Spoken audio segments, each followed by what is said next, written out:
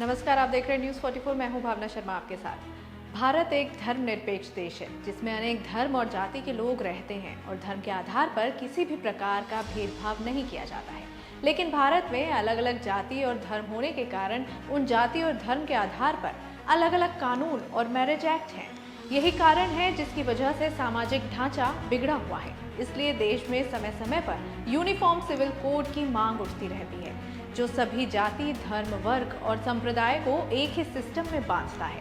Uniform civil code यानी UCC को लेकर पूरे देश में चर्चा चल रही है। इतना ही नहीं, बीजेपी जिन भी प्रदेश में चुनाव के लिए उतर रही है, वहां भी अपने मैनिफेस्टो में यूसीसी को शामिल करती है। ऐसे में ये सभी के लिए जानना जरूरी हो जाता है कि आखिर यूनिफॉर्म सिविल कोड है क्या।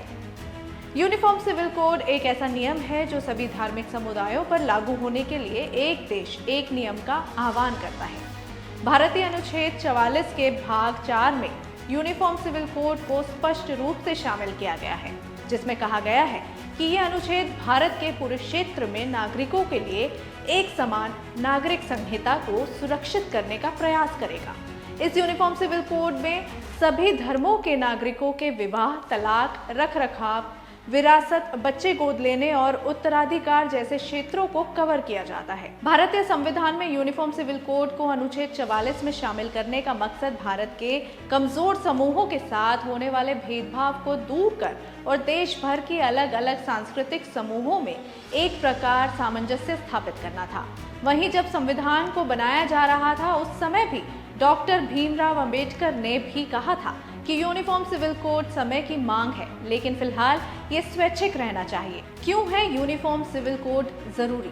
अलग अलग धर्मों और जातियों में अलग कानून होने की वजह से इन पर न्यायिक प्रणाली बेअसर हो जाती है। वहीं वर्तमान समय में लोग शादी, तलाक जैसे मुद्दों के निपटारे के लिए पर्सनल लॉ बोर्ड ही जाते हैं।